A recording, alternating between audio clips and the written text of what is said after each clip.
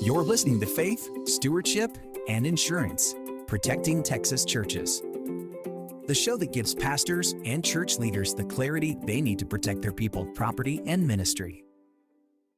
Welcome back to Faith, Stewardship, and Insurance, Protecting Texas Churches. I'm your host, Ron Wadley, with Insurance for Texans. We help church leaders protect their people and property with wisdom and clarity. Today, we are speaking directly to leaders of small community churches in Texas. George sat at his desk staring down at the insurance renewal letter. The numbers on the page seemed to be completely blurring together. As a deacon for his small church in San Antonio, he was well practiced at stretching every dollar, which is why this year's insurance renewal felt like an absolute gut punch. The premium had increased so much that their property coverage was now threatening their modest budget. He looked out the window at the familiar South Texas sun, feeling a terrifying realization take hold for the first time. Maybe we can't afford to keep the church doors open anymore. His mind drifted to all the happy memories built inside those walls, the potlucks in the fellowship hall,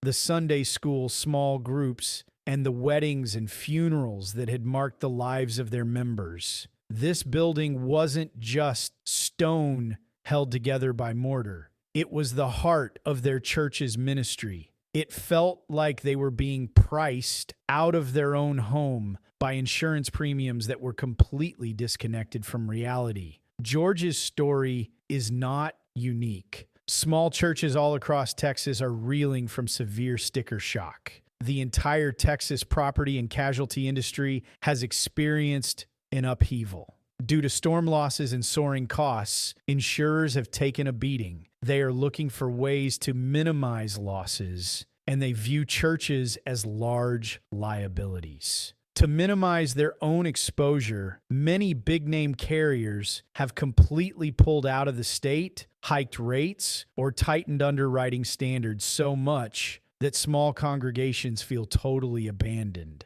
But there is a major shift happening right now in the 2026 market that you can use to your advantage. Fresh insurance companies are entering Texas, creating new competition that can drive down premiums. These new carriers aren't just handing out cheap rates. They are being highly selective and want to partner with small churches that can actively prove they are managing their risk. If your finance committee wants to find real savings, you have to become active participants. You need to build a documented case to prove that your church is a reasonable risk. If you recently replaced your roof, gather the contractor invoices. If you have a formal safety protocol for your volunteers, write it down. If you have regular maintenance receipts for your plumbing and HVAC systems to prevent water damage, show them. Proving you are a responsible partner gives an underwriter a reason to reward you with better terms. You can also drastically lower your premium by using creative strategic policy structures